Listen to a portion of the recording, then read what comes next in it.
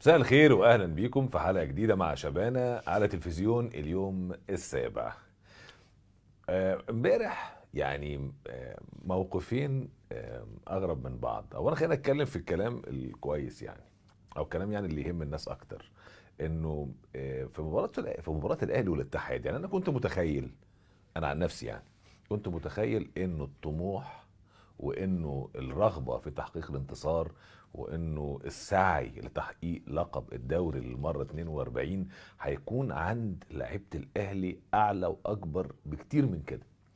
كنت متخيل كده يعني تخيل انت هذه مباراه بعيد عن المنافس بقى، يعني مع تقديرنا الكامل للاتحاد السكندري اي منافس، بس دي المباراه اللي هتتوج بها بطل للدوري. صحيح الاهلي عنده فرص كتيره جدا، والاهلي خلاص يعني بنسبه يعني 99 و9000% ان هو بطل الدوري، لكن انا بتكلم على لحظه التتويج.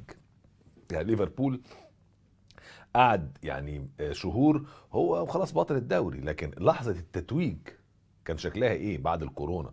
يعني لما الكورونا خلاص وهديت شويه واستعادوا تاني ورجعوا الدوري الانجليزي، ما احنا كلنا عارفين ان ليفربول هيكسب الدوري، كلنا عارفين كده، بس لحظه التتويج لها طعم تاني. ف ده مش معناه ان انت تبقى مشغول بالبلالين ومشغول بالاحتفالات ومشغول بالهدايا ومشغول بالشكل الحفلة عاملة ازاي في الملعب ومشغول بالوقفة تبقى ازاي ومشغول بالبتاع اللي بتضرب دي وتنزل حركات وبالصواريخ اللي في السماء. لا، مش ده الموضوع. الموضوع ان انت في الملعب شكلك ايه وتركيزك ايه وادائك عامل ازاي. امبارح الفرقه الاهلي ولاعيبه الاهلي بيحتفلوا، متخيلين نازلين يلعبوا الاتحاد وهم بيحتفلوا بلقب الدوري الممتاز، وده خطأ كبير جدا. يعني امبارح واحده من اسوأ مباريات النادي الاهلي. الشوط الثاني يعني سيء جدا، اندفاع غير طبيعي، رعونه زي ما يكون مش مصدقين ان هم متعادلين ومش عارفين يجيبوا جول. طب ما انت ما ساعدش لده من البدايه. بعيد عن تألق الاتحاد والكفاءة اللي كان عليها لعيبة الاتحاد والمجهود اللي عمله لعيبة الاتحاد والكابتن طلعت يوسف وكل الكلام ده طبعا مقدر، لأنه بيقابل متصدر الدوري وبطل الدوري وحامل اللقب والنادي الأهلي في النهاية بكل ما فيه من نجوم ولاعبين وجهاز فني على أعلى مستوى. فمحسوب لهم كل الكلام ده، لكن فين الدافع؟ والله انا ساعات بقعد افكر واقول يعني ما بقاش في طعم في كل حاجه في الكوره يعني. ي- موضوع التصريحات السخنه والخناقات والضرب والحواديت والقصص خد منها كتير جدا بالنسبه لنا. حتى الاداء الفني في الملعب، يعني الواحد ما بقاش يحب يسمع عن الكوره من كتر الخناقات والشتايم وكل واحد عايز يدوس على التاني وكل واحد له غرض وكل واحد له قصه، وحتى استوديوهات التحليل كل حاجه، كل واحد بقى له قصه وله حكايه بناء عليها بيتكلم، مش بناء على الصح ايه بيتكلم او بناء على حق الله بيتكلم. لا، هو حدوته ايه، كل واحد لو دورت وراه هتطلع حدوته. فالواحد خلاص يعني زهق مل، لولا بس شغلته ومهنته يعني. لكن انا كنت متخيل امبارح ان انا هتفرج على ماتش حلو، ماتش يعني فيه بقى اثاره، فيه طموح، فيه رغبه، فيه كوره. يعني ما لقيتش برضو كده الحقيقه يعني المستوى امبارح سيء جدا ومتواضع جدا من النادي الاهلي، لكن ده لا يمنع ان في تراجع كبير جدا في الاداء التحكيمي، والغريب التراجع في التعامل مع الفار حتى. يعني من اغرب الحاجات، يقول لك اصل ما تمرنوش كويس على الفار. ما اعرفش يعني ايه ما تمرنوش كويس على الفار. يعني بصراحه الجمله دي لما بسمعها انا بستفز. يعني ايه ما تمرنوش كويس على الفار؟ اصل الفار ده عباره عن ايه؟ عباره عن اعاده لقطات للعبه اللي عليها شك او اللي فيها كلام. فالحكم بيرجع يبص، ان كان عايز يبص بنفسه او بيعتمد على مساعدينه بتوع الفيديو لما بيقولوا له ان اللعبه دي كذا او كذا، فبياخد قرارهم ان هو قراره، او بيرجع يبص بنفسه على الشاشه المخصصه ليه بره الملعب ويبص بعينيه. طب انت بتبص بعينيك زاويه واثنين وثلاثه، وده الفار المفروض يعني الكرة بتاعت امبارح البينالتي، بعيد ان هو كان هيكسب الاهلي او لا في الدقيقه 90 في الدقيقه 60، بعيد ان الاهلي امبارح ما يستاهلش يكسب، خلاص كده متفقين على كده. الاهلي امبارح لا يستحق الفوز، لكن انا بتكلم على لعبه فتحت موضوع ان الناس بتتكلم. والكابتن عصام عبد الفتاح كمان في تصريحاته بيقول لك استعجلنا في الفار، وما اعرفش مين يكتب استعجلنا، ما اعرفش يعني إيه استعجلنا يعني واحد شايف بعينيه اللقطه قدام عينيه متعاده مره واثنين وثلاثه بزاويه واثنين وثلاثه وما يحسبهاش. طب ايه؟ انا ما بتكلمش على دي طبعا، دي في الكره بتاعت احمد فتحي يستحق الطرد سواء في الانذار الاولاني او في الكره الثانيه، ويستحق الطرد في الاثنين الحقيقه، يعني يعني يستحق الانذار ويستحق الطرد. لكن فكره ان الحكم يشوف اللقطه مره واثنين وثلاثه ويغلط في قراره كمان، يعني هل ده يجوز؟ يعني هل يجوز النهارده، او هل يمكن تبرير ذلك بانه ما تمرنوش على الشوف؟ يعني ايه ما تمرنوش على ده؟ يعني اعرف التمرين ده انك تتمرن على الفار مش على الشوف، اتمرن في التعامل معاه مثلا في الاربيس، في الكونتاكت اللي بيني وبين المساعدين وبتوع الفار، في التايم ان انا بدل ما اقعد 3 دقائق بره اقعد نص دقيقه او اقعد دقيقه، في التفاهم من الكذا، في الصوره بتاعه المصورين اللي بتعيد وتزيد في الفار. اعرف ده التمرين كده. لكن الحكم ما بيتمرنش على الشوف، يعني دي جديده دي الحقيقه، دي جديده دي واحنا دايما بننفرد الحقيقه بحاجات جديده. فده زاد الطين بله بقى، يعني الواحد اساسا كان طهقان. لا عندك كوره، ولا عندك لعيبه جامده، ولا عندك تاكتكس في الملعب، ولا عندك اداره في الانديه ولا في اتحاد الكوره، ولا عندك، وكمان الفار لما يركب برضه في اخطاء تحكيم، واخطاء زي دي ساذجه زي دي. يبقى المفترض ان انت تعمل ايه؟ يعني خلاص بقى نبيع ترمس بقى، ما نتفرجش على الكوره. دي من الحاجات كده اللي انا حبيت اللي انا اتكلم فيها.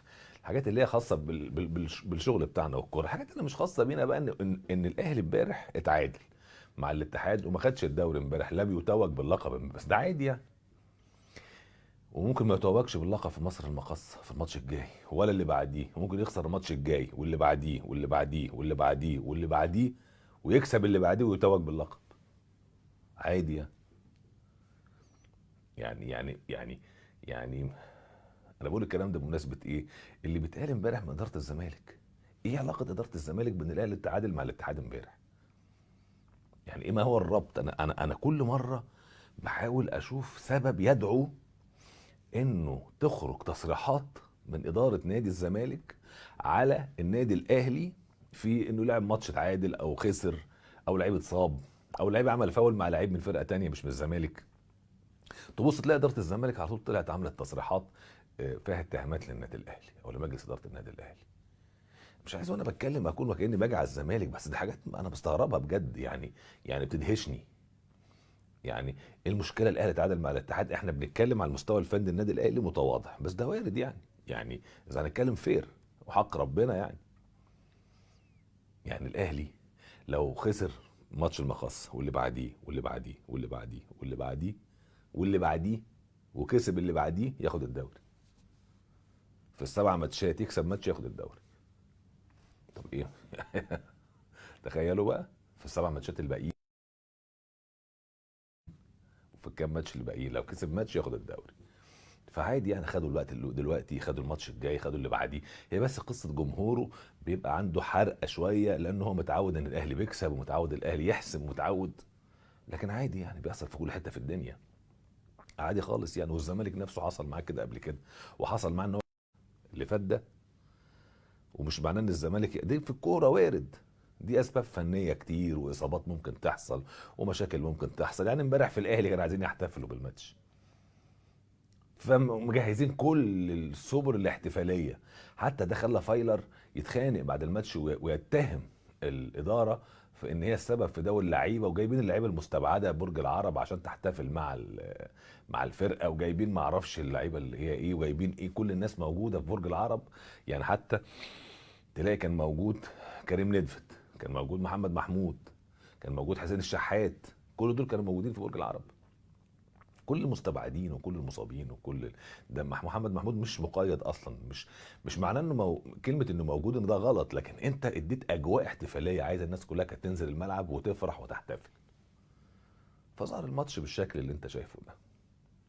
اكسب واشتغل بجد وبعدين احتفل. ده اللي بيقوله فايلر. مش مهم تحتفل النهارده، احتفل بكره، احتفل الماتش الجاي. يعني خلي البوابه اللي تعدي منها والفاير اللي هتضربه الماتش الجاي. مش لازم ده يعني. ده اللي كان مخلي فايلر متضايق امبارح. انما الراجل بكل يعني مع كل التحفظ على بعض الامور اللي هو بيعملها، هو ليه دماغه يعني، اكيد هو راجل مش متخلف، واكيد بيتقال له اللي بيتكتب عندنا في الصحافه وفي الاعلام: انت ليه بتلعب 4 4 2؟ ليه بتلعب باثنين مهاجمين؟ انت 4 3 انت 4 2 1 هي الانسب. كل الكلام ده اكيد وصل له، بس هو اكيد في دماغه حاجه بيجربها. يعني اكيد هو في دماغه حاجه معينه بيجربها، وبيجربها وهو مطمن، لانه فارق النقاط مستحيل تعويضه، فهو مطمن فبيجرب حاجه. فالمدرب اللي هو زي فايلر عنده كتير فني، اكيد بيجرب حاجه في دماغه، ده مش نتيجه تخلف فني عنده، فاكيد هو في دماغه حاجه خلاص. لكن هو الراجل مندهش امبارح حتى في المؤتمر الصحفي، قال لك عادي بيحصل يعني. يعني هو كان متضايق بس بالاجواء الاحتفاليه اللي كانت الناس متخيلاها، لكن هو بيقول لك عادي بيحصل يعني في كل حته يعني. والمكسب من نحتفل الماتش الجاي هو فين المشكله؟ يعني مش مهم نحتفل، ده نحتفل الجاي اللي بعديه يعني برضه. ايه المشكله؟ انا عندي 6 ماتشات، عنده 6 7 ماتشات يقدر يحتفل في اي ماتش فيهم. لكن هو في الكواليس الحقيقه متضايق جدا من آه الاجواء الاحتفاليه اللي كان عاملها النادي الاهلي، او الجهاز الاداري للنادي الاهلي. وانا معاه في ده الحقيقه بشكل كبير جدا. دلوقتي النادي الاهلي آه، بيتكلم مع يوسف البلايلي، وده اللي قاله حتى الوكيل بتاعه في تصريحات ليه امبارح والنهارده، واعترف وقال انه الاهلي من الانديه اللي بتتفاوض مع يوسف البلايلي. بس هو بيتكلم قال ايه؟ قال ممكن يقعد في اهلي جده، ممكن يروح الاهلي، ممكن يرجع الترجي، في انديه تانية بتفاوضه، ربما يقصد بيراميدز، يقصد الزمالك، ما قالش بالظبط. لكن قال اللي هيحسم وجهته العرض المادي، العرض المادي ثم الاستقرار. يعني شفت ده منهج اللعيب، عشان الناس اللي بتتكلم على رمضان صبحي خلاص، ده بقى منهج موجود في عالم كرة القدم. وبمناسبة العرض المادي، انا هقول لكم فوربس عاملة المجلة الشهيرة يعني بتاعت الاثرياء، عاملة اغنى 10 ليهم دخل في عالم كرة القدم. فمحمد صلاح رقم 5 بعد ميسي وبعد كريستيانو وبعد نيمار ثم مبابي ثم محمد صلاح. وبيسبق مين بقى؟ بوجبا، وبيسبق ديخيا، وبيسبق جريزمان، وبيسبق ناس بقى يعني ليفاندوفسكي. يعني هقول لكم دلوقتي ال10 مين بالارقام. يعني يعني الدخل اللي هي بتقوله بيخش لمحمد صلاح.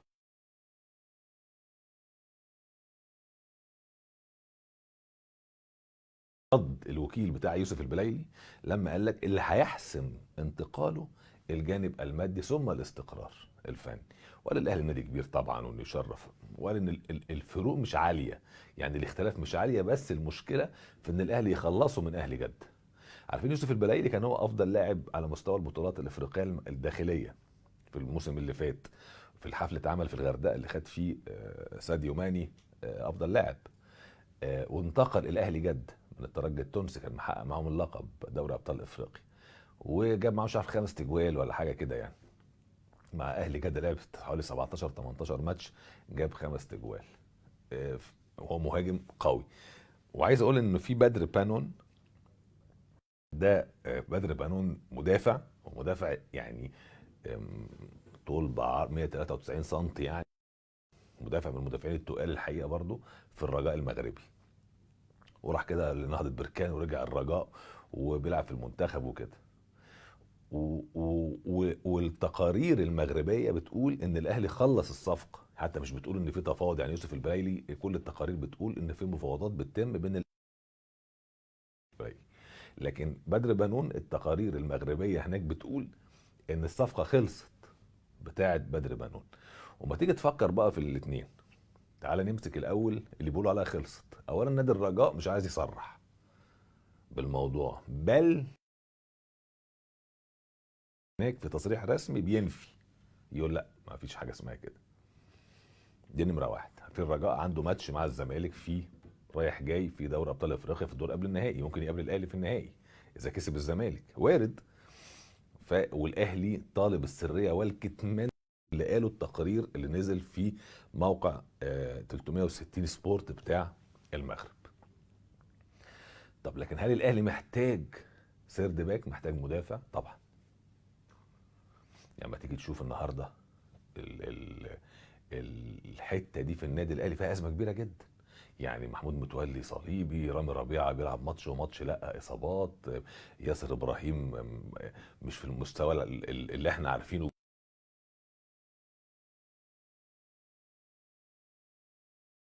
مفيش غير ايمن اشرف في النادي الاهلي الحقيقه يعني.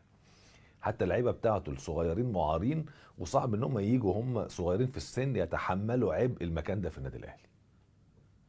فهل بدر بنون هيبقى مهم طبعا مهم في النادي الاهلي، مفيش نقاش يعني. ولعيب بالشكل ده وبالمكانه دي يبقى مهم في النادي الاهلي. يعني احسن، هيبقى احسن من اي حد. اه يبقى احسن من اي حد. طيب يوسف البلايلي كمهاجم مهم في النادي، طبعا مهم للنادي الاهلي. لعيب تقيل، طبعا لعيب تقيل. كميته هتركب مع الاهلي اكتر ما هتركب مع اهلي جده. يعني تركب مع الاهلي المصري اكتر ما تركب مع اهلي جده. كميته تمشي مع الدوري المصري اللي هو شبيه بالدوريات بتاعت شمال افريقيا اكتر، انه جزائري، اكتر ما تمشي مع الدوريات في الخليج الحقيقه يعني. فيوسف البلايلي هل هيبقى مفيد للنادي الاهلي؟ اه هيبقى مفيد للنادي الاهلي. هل الاهلي عايز يجيبه؟ فقلت لكم ايه قبل كده؟ ان الاهلي عايز صفقه تعيد له الكبرياء اللي اتجرح من الصفقات اللي تمت لرمضان صبح من بيراميدز واحمد فتحي. فيوسف البلايلي يعني الجمهور هيفرح بيه جدا وهيبقى صفقه قويه جدا والاعلام هيتكلم عنها كتير. تمام كده؟ تمام. فمن ضمن ال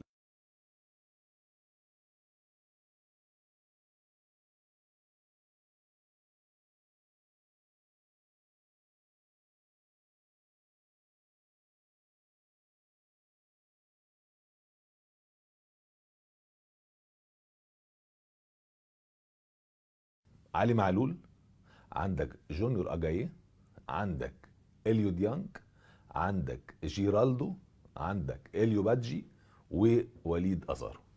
ادي الستة الاجانب اللي في النادي الاهلي. طيب ماشي اوكي. علي معلول ما حد يتكلم عن علي معلول؟ طبعا ده خارج التقييم. ده قصته منتهية يعني. آه، الحته دي اللي هي بتاعه الهاف ديفندر، ولعيب مهم جدا دلوقتي. والمفترض ان هو خلال سنه سنتين يبقى واحد من اهم لعيبه افريقيا في الحته دي. ولسه صغير على فكره، عنده 19 20 سنه يعني. طيب جونيور اجاييه. جونيور اجاييه كميته راكبه مع الاهلي. ممكن يكون متراجع مستواه الفتره الاخيره يعني من بعد الكورونا، وطلع حتى فايلر قال اصل اسرته بعيده عنه وقت الكورونا بقى لها فتره وبتاع ومتاثر نفسيا والكلام ده. لكن جونيور اجاييه مقدم ماتشات قويه جدا مع النادي الاهلي اخر سنتين. طيب جيرالدو يعني يمشي الحقيقه. طيب عندك جيرالدو، وعندك اليو بادجي، وعندك وليد ازارو. الثلاثه دول لو الاهلي هيجيب بنون وهيجيب لعيب تاني مهاجم يوسف البلايلي او غيره، يبقى الاثنين اللي هيمشوا عشان يجي الاثنين دول من الثلاثه دول اللي هم اليو بادجي، جونو جيرالدو، وليد ازارو. طيب بادجي لسه جاي في شهر يناير، هل الاهلي ممكن يمشيه في الانتقالات الصيفيه؟ هتبقى صعبه قوي يعني. هتبقى مسار يعني كلام كتير جدا، خصوصا ان جايب فوق ال 2 مليون يورو. يبقى جيرالدو ووليد ازارو. طب وليد ازارو احنا كنا بنقول الاهلي هيجدد له سنتين، لكن الكلام اللي في الفتره الاخيره او الايام الاخيره ان الاهلي عرض عليه مليون دولار، هو عايز اكتر من مليون دولار. فالاهلي قال لك خلاص لو مش عايز المليون نعرضه للبيع. فبدا الكلام يختلف شويه. يعني من 15 20 يوم كان الكلام ان وليد ازارو مكمل مهما كان، وان الكلام هياخد مليون و200 الف دولار، وان هم هيرفعوا المليون و200 الف. دلوقتي الكلام اللي بيتقال في الساعات الاخيره او الايام الاخيره انه مليون دولار. فهل ده تمهيد لرحيله مع جيرالدو عشان يجي واحد زي بدر بنون ويجي واحد زي يوسف البلايلي او مهاجم غير يوسف البلايلي؟ ده اللي هيبان خلال الفتره الجايه. لكن في ثلاثه في الاجانب حاجزين مكانه: اليو ديانج، ومعلول، واجاييه. رابعهم بنسبه 90% بادجي. لكن جيرالدو مع السلامة، واعتقد اذا اتزنقوا هيبقى التاني وليد ازارو في الرحيل.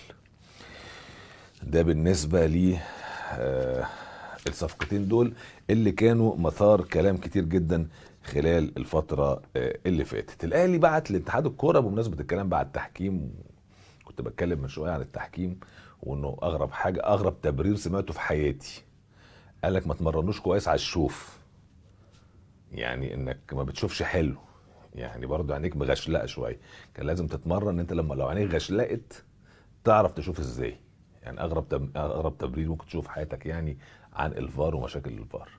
لكن ما علينا، الاهلي عمل خطاب بعته ليه لجنه الحكام زي انذار كده: اعمل حسابك انت بقى ليك مشاكل كتير معانا.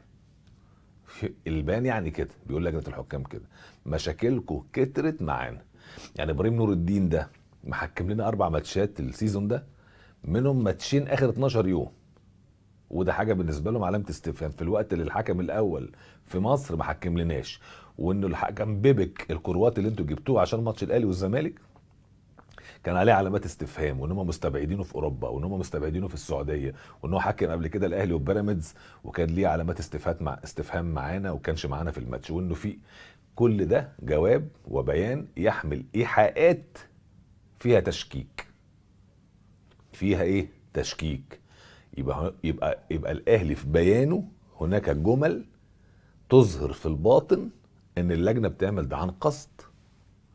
يعني الاهلي لما يقول انتم مهنديننا حكم 4 مرات بيحكم لي السنه دي منهم مرتين اخر 12 يوم، يبقى انتوا قاصدين ده، ما دام لمحها الاهلي وكاتبها في بيان وكاتبها في جواب رسمي. وان انتوا جايبين حكم كرواتي رغم ان هم عاملين وموقوف في السعوديه وموقوف في اوروبا وحكم قبل كده، ورغم كده جايبينه، يبقى ايحاء تاني بان انت تقصد انك تجيب حكم يلعب لي في الماتش.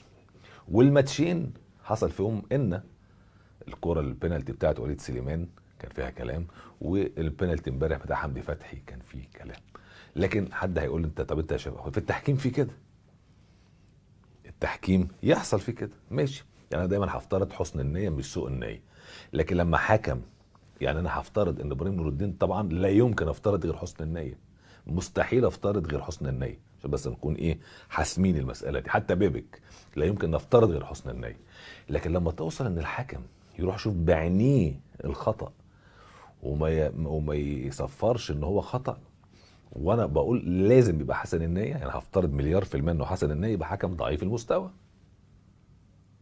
يعني انا مش هتكلم عن سوء النيه ولا ان ده عن قصد ولا هو قصد يخسر الاهلي او لكن ده يعني برضه ان هو مستوى ضعيف. فمستوى ضعيف ما يحكمش في الماتشات المهمه، صح كده؟ ده الاهلي زي بعد انذار كده للجنه الحكام، بيقول لهم ايه: احترسوا من الحكام اللي انتوا بتبعتهم لي لان مستواهم في تواضع شديد جدا. الزمالك زي ما بتقول كده في حاجه اسمها فتنه حراس المرمى، و... و... و... وعايز اقول انه يعني الناس بتشوفها ازمه. يعني الناس بتشوف القصه بتاعت جنش وابو جبل ومين يلعب ازمه. انا من الناس اللي بتشوفها ميزه مش ازمه. يعني معناها ان انت عندك حراس مرمى على مستوى عالي جدا لدرجه ما فيهمش حد مقتنع انه يقعد على الدكه، بما فيهم حتى محمد صبحي الناشئ الصغير.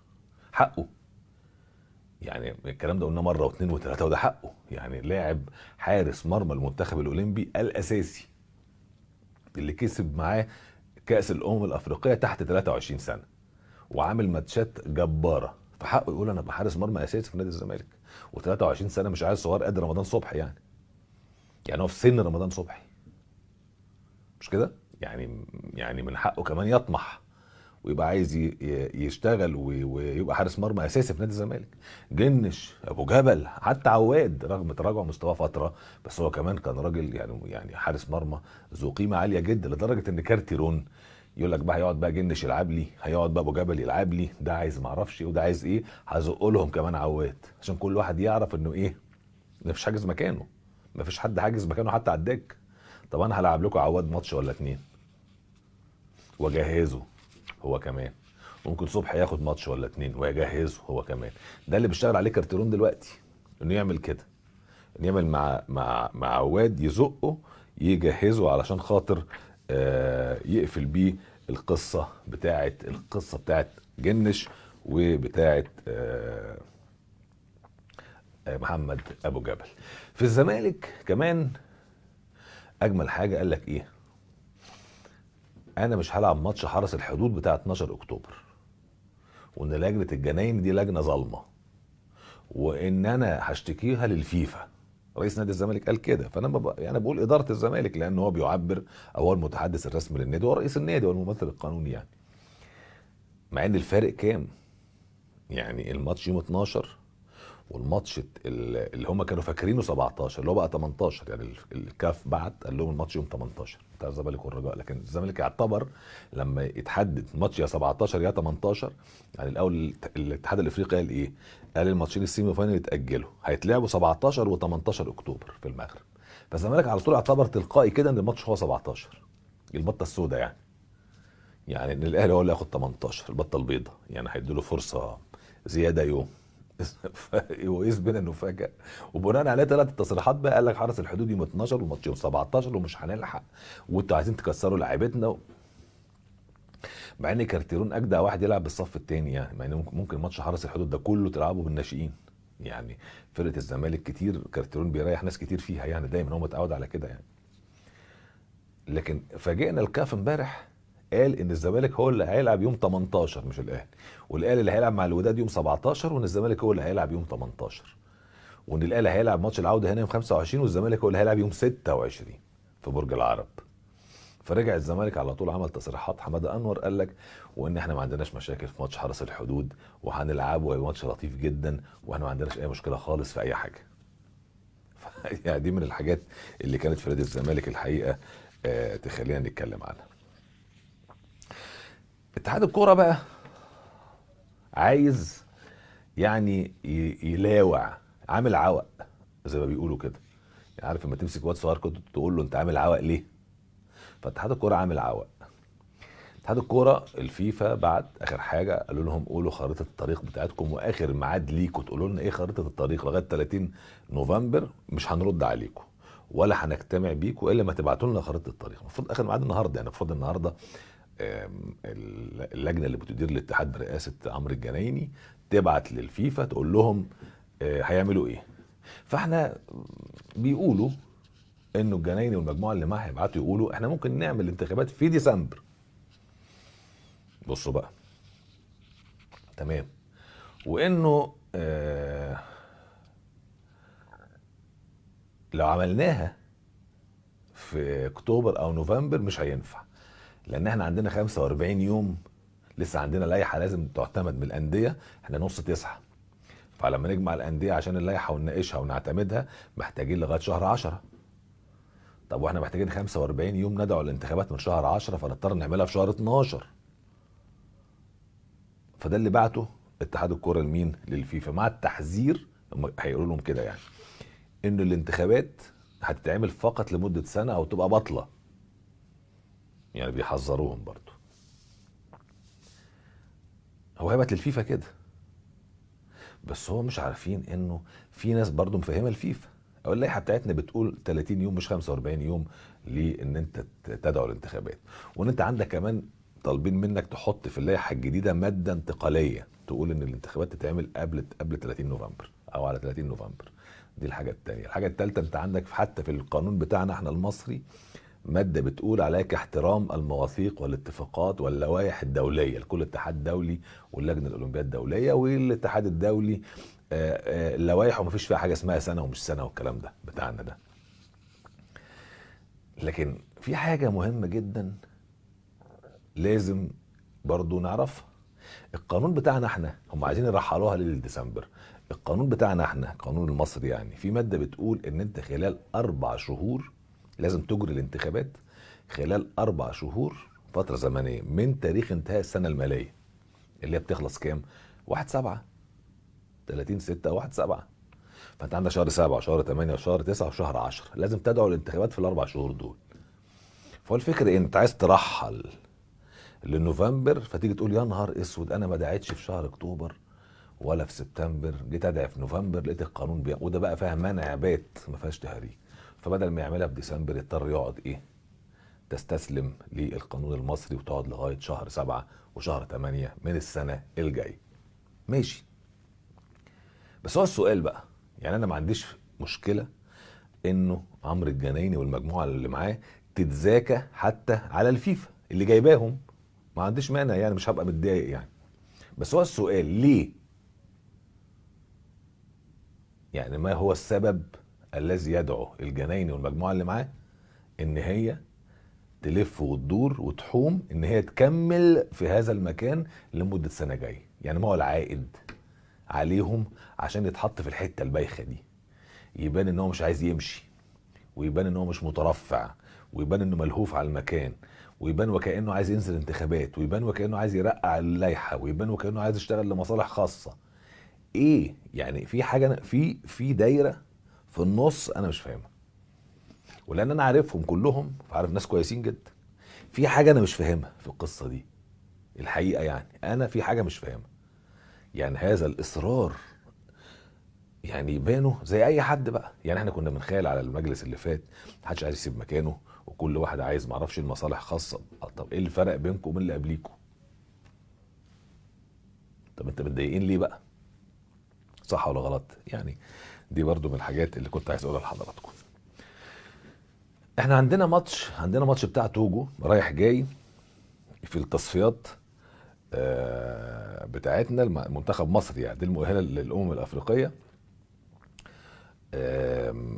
مع توجو من 9 ل 17 نوفمبر. كابتن حسام البدري كان عايز يعمل ماتش ودي، يعني كان نفسه يعمل ماتش ودي لما يجمع فرقته كامله، يعمل لهم ماتش ودي قبل الماتش بتاع توجو على طول. بس هو المشكله اللي حصلت انه اول ما الاتحاد الافريقي قرر تغيير مواعيد دوري ابطال افريقيا وتنتقل من نهايه سبتمبر لنص اكتوبر، ثم الماتش الثاني قبل نهايه اكتوبر والفاينل بتاع دوري ابطال افريقيا يبقى 6 نوفمبر، ده عمل مشكله للمنتخب المصري. ايه بقى؟ ان مفيش وقت يعمل فيها ماتش ودي، والكابتن حسام مش عايز يعمل ماتش ودي الا لما يكون القوام كله موجود، القوام الكامل بتاع المنتخب موجود.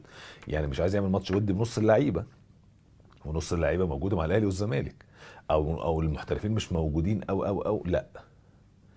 الحاله الوحيده اللي ممكن يعمل فيها ماتش ودي وسريع ويكون متفق كده في الخباثه، وبعدين فجاه نلاقي الناس جايه، ان الاهلي والزمالك يخرجوا من الدور قبل النهائي، لا قدر الله يعني. دي الحاله الوحيده، غير كده لا.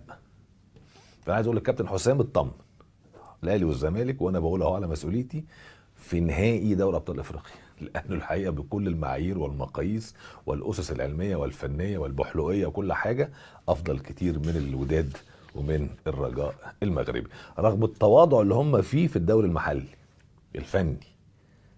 بس على ما نوصل لنص اكتوبر هيبقى في فرق كبير في المستوى الفني الحقيقه يعني. وكمان الاهلي والزمالك مختلفين في افريقيا، يعني الدوافع مختلفة، وخبرات اللعيبة مختلفة، والقيمة للفرقتين، اسم الفرقتين مختلفة، كل حاجة مختلفة. الماتش التاني كمان هنا، فده كمان بيبقى عامل مساعد مهم وافضل كتير جدا. انا كنت قلت لكم من شوية على محمد صلاح، فعايز اقول لكم الارقام بتاعت الفوربس اللي هي قالت مين هم اغنى او اكثر لاعبي العالم دخلا في كرة القدم. فعايز اقول لكم دلوقتي، اطلع لكم بس بصوا بقى. ليونيل ميسي 126 مليون جنيه السنه اللي فاتت دي، او الموسم الاخير، كسبان من الكوره 126 مليون يورو. جنيه ايه ده لو كانش لعبها، لو جنيه يورو 126 مليون يورو. بعد كريستيانو رونالدو 117 مليون يورو. بعد كده نيمار النجم البرازيلي لاعب باريس سان جيرمان 96 مليون يورو. بعدين امبابي 42 مليون يورو. ثم محمد صلاح 37 مليون يورو. كل الناس بقى الحاسبه بقى تضرب على طول في ايه؟ في 21 ولا في 20 عشان برضه نبقى عارفين. 37 مليون يورو. بعديهم يجي بوجبا نجم مانشستر يونايتد، انت بتتكلم فيه 34 مليون يورو. بعد كده جريزمان 33 مليون يورو في المركز السابع. بعد كده جاريث بيل النجم الويلزي ونجم ريال مدريد الجناح الايسر بتتكلم في 29 مليون يورو. وبعد كده ليفاندوفسكي نجم او مهاجم الشهير بتاع بايرن ميونخ اللاعب البولندي المعروف 28 مليون يورو. وبعد كده ديفيد ديخيا حارس مرمى مانشستر يونايتد ب 27 مليون يورو. عارفين محمد صلاح هو اغلى راتب في ليفربول، ومن اغلى رواتب الدوري الانجليزي، بياخد 24 مليون يورو في السنه، حوالي 200 الف يورو في الاسبوع. وهم تلتين دخل، هم حاسبين بقى دخله بالتقريب كده من الشركات المنتجة اللي هي بتستخدمه في الاعلانات بتاعتها، فقالت ان هي يصل الى 37 مليون يورو. ده الدخل الرسمي او الواضح وفق المجلات العالمية الشهيرة في الحديث عن اثرياء العالم في كل المجالات. فمحمد صلاح رقم 5 على مستوى العالم. لو انا هقول بقى نظراءه هنا في مصر، مين اغنى 5 لعيبة متوقع عندنا في مصر في رأيكم؟ طبعا رقم 1 رمضان صبحي، دي الفرخة بكشك الأخيرة يعني أكيد يعني. رقم 1 رمضان. بصوا بقى، هنقول أغنى واحد هنا في مصر رمضان صبحي، صح؟ 30 مليون جنيه، ولا احنا بنتكلم في اللعيبة المصريين مش الأجانب، تمام كده؟ طب تاني واحد في رأيكم؟ عبد الله السعيد. يعني عبد الله السعيد يعني معدي ال 20 مليون، 25 مليون، خدوا بالكم. وبعدين عنده بند في العقد يقول ايه، ياخد زي اغلى لاعب، هيبقى زي رمضان صبحي. يبقى رمضان صبحي ثم عبد الله السعيد. طب التالت مين في رايكم؟ احمد فتحي اللاعب بيراميدز اللي هو انتقل وهيبقى تالت اغلى راتب موجود في بيراميدز، احمد فتحي. التلاته بيراميدز على فكره، انا هقول لكم اول 5 يعني. طب مين الرابع في رايكم؟ عمر جابر. عمر جابر بياخد فوق ال 20 مليون، الكلام كده في بيراميدز والله. طب الشناوي حارس مرمى بيراميدز بياخد برضه فوق ال 20 مليون لما مشي من الزمالك وراح هناك. فاول اغنى 5 لعيبه في بيراميدز مصريين. يجي بعديهم بقى بكتير وليد سليمان في النادي الاهلي 11 مليون، على قده يعني. ربنا يكرمه ويزيده بعد كده بقى ويبقى اجتهد كده يبقى زي رمضان صبحي. وبعدين الشناوي حارس مرمى الاهلي. وبعدين 3 4 5 خطوات كده طارق حامد 8. يعني طارق حامد 8 مليون جنيه بياخدهم من نادي الزمالك، دول يعملوا باليورو عشان برضه لو هنحسب زي صلاح بقى والناس اللي بره يعني. 8 مليون يورو دول يعملوا حوالي 8 مليون جنيه اللي بياخدهم طارق حامد، يعملوا حوالي 400 ألف يورو. يعني مرتب صلاح في أسبوعين، ده تمن طارق حامد في السنة. يعني برضه عشان تعرفوا ان اللعيبه احنا بنبص اللعيبه بتاعتنا ايه الارقام دي وكل الملايين دي وكل ما اعرفش، ونقعد بقى ايه عارف شفايفنا الدلدل كده ونجعر ونعمل، لكن ده بصوا الارقام بره عامله ازاي. المهم تكسب منه ازاي وتكسب منه ايه، هو ده المهم. مش تدفع بس زي ما بيراميدز بيعمل او زي ما الزمالك بيعمل والاهلي بيعمل. يا عم بره بيكسب منه ازاي، دخل له كام عشان يديله 126 او يكسب منه، يكسب من النادي او يكسب من لعبه في النادي زي ميسي 126 مليون يورو. برشلونة كسبان من ميسي ايه؟ ورفض ان كل اللي عمله ميسي، رضخ برشلونة وعمل له كل اللي هو عايزه عشان يقعد، عشان بيكسب منه قد ايه. خد بالك مش بيكسب منه قد ايه بس التيشيرت بتاعه ولا الاوتوجرافات بتاعته ولا الصور بتاعته، مش بس كده، البث الفضائي كله، نسبة الجمهور اللي بتحضر في الماتشات طول السنة، كل ده فلوس داخله مئات الملايين لوجود بس لعيب زي ليونيل ميسي. عموما حبيت بس كده قفشه كده في الاخر قبل ما اختم مع حضراتكم. احنا كده وصلنا لنهايه حلقه النهارده. ان شاء الله الخميس الجاي الساعه 5 حلقه جديده مع شبانه على تلفزيون اليوم السابع. الى اللقاء.